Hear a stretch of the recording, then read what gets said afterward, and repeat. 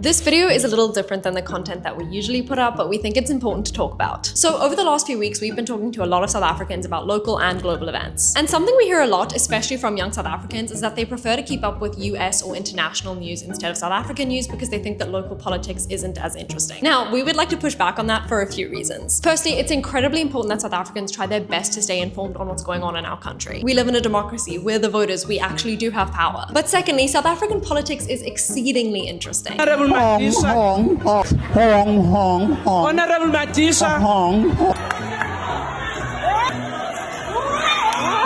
Honorable Malema, I've heard what you've said, but I fear Foko. We may not have the same amount of political podcasters or late night show hosts that the United States does, but we can assure you that there are plenty of interesting things happening in South Africa right now. To prove that to you, I'm going to share just a few things that happened in South Africa in the last year alone. In July, Police Commissioner General Mkhwanazi called up the South African press so that he could publicly expose the numerous illegal activities taking place inside of SAPS itself. He accused several high-profile members of SAPS of purposefully hiding information on politically charged murders and being involved in a high-level crime syndicate. To put this even more dramatically, a South African police general is accusing the police service of being involved in mass-scale crimes that the police themselves were supposed to be investigating. And he did it by rounding up the South African media so that he could make these accusations publicly on camera. Next, Cyril Ramaphosa, our president and the leader of the ANC, said that the DA runs their municipalities better than the ANC does, his own party. As a response, Helen Zille posted this picture and this picture on X. Thirdly, Julius Malema was found guilty of hate speech for a rally in 2022 where he said, "The revolution has reached a point where there is no longer an alternative but to kill." And everyone has something to say about it. Go to the comment section of any video about this and you'll see people fighting about whether it was hate speech and whether or not he's guilty. It's basically a comment section version of Jubilee's middle ground. Next, the CEO of the Independent Development Trust, which is basically a state-owned entity that manages social infrastructure, tried and failed to bribe a journalist to stop writing about her possible implication in corruption. And then when a video recording of the bribe was released, she said that she was not guilty of bribery because there's no crime called intention to bribe. More, Cyril Ramaphosa took the trio that broke into his house and stole money to court. Why is this interesting? Because the money that was stolen was taken from the inside of a couch stuffed with cash. The cash amounted to like 10 million rand. The three thieves were found guilty, but the courts are not going to charge Ramaphosa with any crimes about the hidden cash. And the group that tried to take Ramaphosa to court are being forced to pay his legal fees. And this is just scratching the surface of South African politics. Our point is that yes, we might not have the same form of news coverage that the United States or other international hubs have, but that doesn't make our politics any less interesting. But more importantly, it doesn't make it any less important. And we implore any South Africans to try their best to stay informed on current events and South African politics. And to do our bit, we promise to try to make South African news interesting and as easily digestible as possible.